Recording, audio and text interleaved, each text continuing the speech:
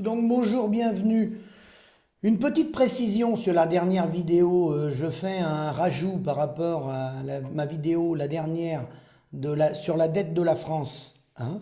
Donc bien entendu, comme je vous l'ai dit, j'ai fait une erreur, j'ai dit 8 fois le produit intérieur brut, c'est 7 fois. On est à 3100 milliards de dettes, hein, en comptant sur une année, attention, hein. Donc, et on est à peine 21 000, on est autour de 21 000 milliards de patrimoine au niveau de la France. Donc 7 fois le produit intérieur brut. Et comme je vous l'avais dit, c'est calculé sur une année, alors qu'un État, comme vous le savez, n'est pas mortel. Et normalement, les économistes font peur avec ça. Normalement, on doit compter l'intérêt de la dette, qui donc a un impact qui a évolué suivant le temps de 1% à autour de, on est un peu plus de 4% aujourd'hui, et c'est le chiffre qu'ils font prendre. Cela étant, comme je l'ai dit, ça ne veut pas dire pour autant qu'on est d'accord pour dire on encourage les pays à s'endetter. La dette, comme je vous l'avais dit, si on avait gardé notre modèle avec notre financement avec la Banque de France et qu'on n'était pas tombé dans cette Union européenne où, je pense, on a la double peine parce qu'on a l'Union européenne avec l'euro qui nous empêche de rajuster notre économie avec les pays avec qui on est en compétition, hein. Avoir sa monnaie servait à ça, servait les économies plus puissantes qui avaient de l'industrie, ils réévaluaient leur monnaie, et ceux qui avaient des produits intérieurs bruts, des richesses créées par pays plus faibles, dévaluaient. Et là, aujourd'hui, on a la double peine, on a l'Union européenne, Madame von der Leyen, et on a la mondialisation qui s'accélère. Donc, comme on ne peut plus dévaluer, on fait des dévaluations internes. C'est quoi les dévaluations internes? Je vais vous en parler en fin de vidéo, de la dévaluation interne. Je vais conclure par ça. Donc, oui, en effet, il faut bien un secteur public et un secteur privé. Et l'État doit être stratège. Et l'État, pour qu'il soit stratège, il faut qu'il ait des grands projets qui créent de l'emploi public et privé, parce que ça entraîne les deux. C'est quoi? C'est les projets d'autoroute, c'est le nucléaire, c'est le canal du Rhône. Il y a plein d'exemples qu'on s'était financé nous-mêmes via le Trésor avec les épargnants, et ensuite le canal du Rhône a été racheté par la Banque de France. Et c'est des jeux de levier qui coûtent rien. Là, on a été se livrer au marché, on a été se mettre dans la main des technocrates de l'Union européenne, et donc ça, on voit bien que le modèle économique, c'est ça qui nous étouffe. Alors, ce que je voudrais rajouter par rapport à ça, vous avez l'exemple, par exemple, puisqu'ils font peur, les économistes, et je vais vous dire pourquoi ils nous font peur. Vous avez le Japon, ils ont fusionné le Trésor avec la Banque centrale, ils sont à plus de 250% du produit intérieur brut, le Japon. Plus de 250%. Mais la dette du Japon est détenue par les épargnants japonais. Alors, je ne vous dis pas que c'est un modèle qu'il faut aller vers 200, 300, 400, voilà. Ce que je vous dis, c'est que la dette, quelque part, elle est en famille, elle est détenue par les épargnants japonais. Ils sont moins à la merci des Américains, des Chinois et des spéculateurs.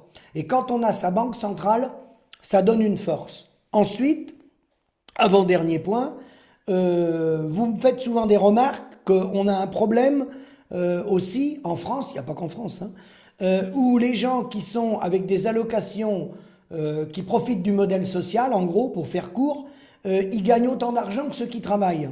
Et bien justement, la problématique, c'est que ce modèle de globalisation de l'économie, ce système financiarisé, globalisé, fait qu'on est en compétition sans aucune protection sur un tas de secteurs d'activité au plan planétaire. Et comme on est en compétition et qu'on n'a plus notre monnaie, là j'y viens, on ne peut plus faire de dévaluation, donc on fait de la dévaluation non pas externe par la monnaie, mais on fait une dévaluation interne. C'est quoi une dévaluation interne? C'est la raison pour laquelle il y a des minima sociaux, on a le RSA et on a tout ça, pour pas que les gens crèvent de faim. On a mis ça en place. Et les salaires, hein, eux, n'arrivent pas à se détacher nettement au-dessus des minima sociaux parce qu'on est dans un modèle économique mondialisé. Et si on veut augmenter les salaires fortement, si demain on disait par exemple on met le SMIC à 2000 €, avec une économie mondialisée, on ne pourra pas. Les entreprises ne tiendront pas avec un SMIC à 2000 euros. Alors, 1600 euros, oui, je pense. Hein. Encore qu'il y a des précautions à prendre sur toutes les PME. Il faut mettre en place un système, là encore, l'État-providence. Parce qu'il y a plein d'entreprises dans l'agricole. Les gens ne pourront pas donner 1600 euros, le SMIC. Hein, voilà le problème. Donc, ça mérite un accompagnement. Pourquoi accompagnement? Parce que le schéma, il n'est pas bon. Le schéma économique mondialisé, il n'est pas bon. Donc on est obligé de faire des perfusions avec l'État-providence.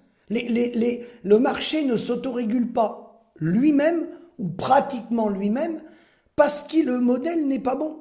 C'est ça la raison. Et donc du coup, c'est vrai que la différence entre les gens qui ont des allocations et ceux qui travaillent, elle est faible. Elle est faible de ce fait-là, parce que vous êtes obligé, vous n'allez pas laisser les gens mourir de faim, d'accord ? Donc il faut bien, les gens qui ont eu des accidents de la vie ou qui n'ont plus de travail, il faut bien qu'il ait de quoi manger, mais l'écart, il est faible avec ceux qui se prennent de plein fouet la mondialisation, voire même, je vais plus loin, il y a beaucoup de gens qui, en travaillant, gagnent moins que ceux qui ont des prestations à cause de ce ciseau de l'économie mondialisée. Et donc voilà, c'est ça le message que je voulais rajouter qui était important. Donc il faut bien un État stratège avec des projets. De l'endettement, oui, mais pas de l'endettement de fonctionnement. Pas de l'endettement avec des frais de fonctionnement. De l'endettement avec des vrais projets. Avec des vrais projets. Alors je vous ai parlé, c'est quoi l'intérêt? C'est quoi l'intérêt de faire peur, de dire qu'on a 118% d'endettement du produit intérieur brut?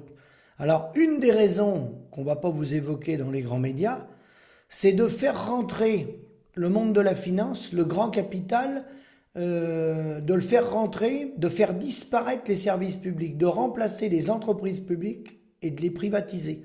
C'est-à-dire de faire rentrer le capital dans des secteurs d'activité où ils ne sont pas présents, pour aller faire du business sur le dos des gens, sur le dos des travailleurs, sur le dos des gens qui sont malades, sur le dos dans les maisons de retraite, des EHPAD, etc., etc.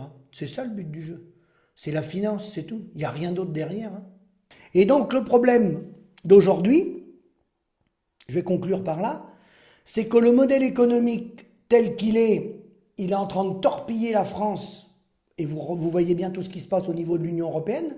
C'est plutôt les BRICS qui sont en train de prendre le dessus, Chine, Russie, Inde, etc.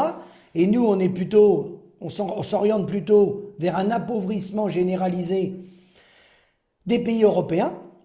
Donc, je conclus ma vidéo par un petit résumé très court que je vous ai fait.